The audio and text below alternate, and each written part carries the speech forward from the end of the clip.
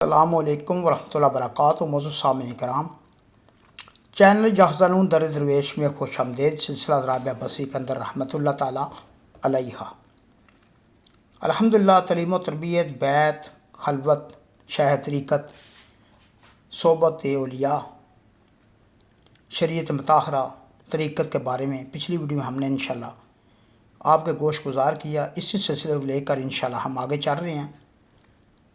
اب جب آپ نے شیخ طریقت کی بیعت بھی کر لی، تعلیم و تربیت بھی آپ کی شروع ہو گئی، تو پھر آپ کے اندر سب سے پہلا جو کام ہے وہ کیا ہونا چاہیے؟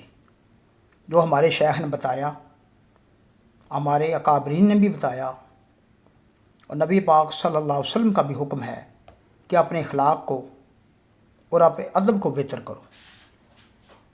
اس سلسلے میں سب سے پہلا کرینہ ادب ہے۔ جب تک آپ اپنے شیخ کی عزت و ادب نہیں کریں گے، ان سے محبت نہیں کریں گے، ان سے دلی انس محسوس نہ کریں گے، اس وقت تک آپ سیکھنے کی صلاحیت سے محروم رہیں گے، کیونکہ محبت کے کرینوں میں ادب پہلا کرینہ ہے۔ لہذا تمام سالکان راہ طریقت کو اللہ تعالیٰ سے ادب کی توفیق مانگنی چاہیے۔ یہ پہلا سٹیپ ہے۔ با ادب با نصیب، بے ادب بے نصیب۔ اب آگے جو دوسرا ہے وہ ہے ذکر الہی۔ جمال قرب الہی میں علامہ سید غلام دستگیر صاحب نقش بندی مجددی رحمۃ اللہ فرماتی ہیں، اس دنیا میں ہر شخص تفکرات اور پریشانیوں میں گرا ہوا ہے، جس کی وجہ سے دلوں کا سکون اور روح کا چین لٹ گیا ہے۔ ہر طرف نفسا نفسی اور افراتفری کا سماں ہے۔ ایسے میں کوئی دوائی بھی کارگر نہیں، کوئی ڈاکٹر، کوئی طبیب بھی سود مند نہیں۔ البتہ صرف ایک طبیب اعلیٰ اور معالج حقیقی ایسا ہے جس کی طرف رجوع کرنے سے اس درد سے نجات مل سکتی ہے۔ اس کا نسخہ کیمیا یہ ہے: الا بذکر اللہ تطمئن القلوب۔ خوب جان لو کہ اللہ کے ذکر سے اطمینان قلب ملتا ہے۔ سورۃ الاعراف آیت نمبر 28۔ اللہ تعالیٰ کا ذکر ایک ایسا نسخہ بے بدل ہے جو ذہن کے لیے سکون، بدن کے لیے تقویت، دل کے لیے اطمینان اور روح کے لیے باعث فرحت ہے۔ یہ تمام روحانی امراض کا علاج ہے۔ اس ذکر سے نہ صرف اللہ سے رابطہ قائم ہو جاتا ہے، بلکہ یہ آپ کو دو جہاں سے بھی بے نیاز کر دیتا ہے۔ جیسے کسی شاعر نے کیا خوب کہا: دو عالم سے کرتی ہے بیگانہ دل کو، عجب چیز ہے لذت آشنائی۔ ذکر ایک عظیم نعمت ہے جس کی توفیق ذکر تک رسائی ہو گئی، سمجھ اس کی اللہ تعالیٰ جل شانہ تک رسائی ہو گئی۔ تصوف کی اصطلاح میں ذکر کا مفہوم یہ ہے کہ اللہ کے سوا کسی ذاتی یا صفاتی نام کا ورد کر کے دل کی غفلت کو دور کرنا۔ مقصد یہ ہے کہ انسان رب کریم کی یاد سے لمحہ بھر کے لیے بھی غافل نہ ہو،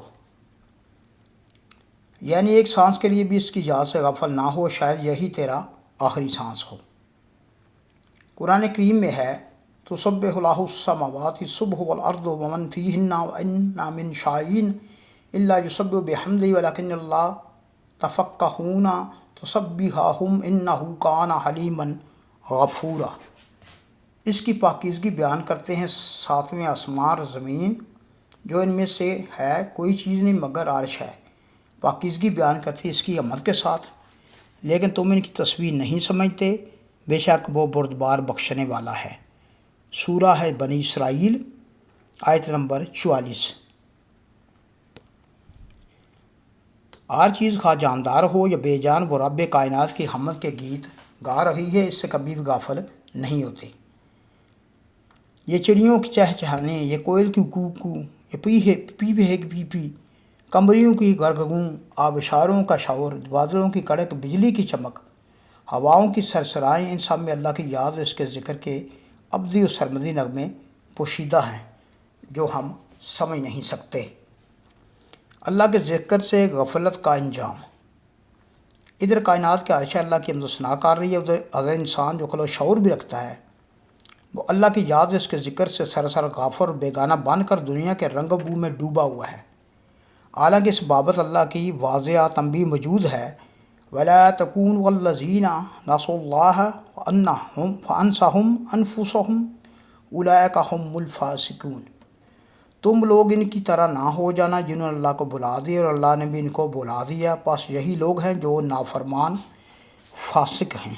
سورہ الحشر آیت نمبر 19۔ معزز سامعین، اس بات کو سمجھیں۔ الحمدللہ اس سے آگے دیگر مضامین کے ساتھ انشاءاللہ ویڈیو بنائیں گے اور آپ کے گوش گزار انشاءاللہ کریں گے۔ اللہ تعالیٰ آپ کا حامی و ناصر ہو۔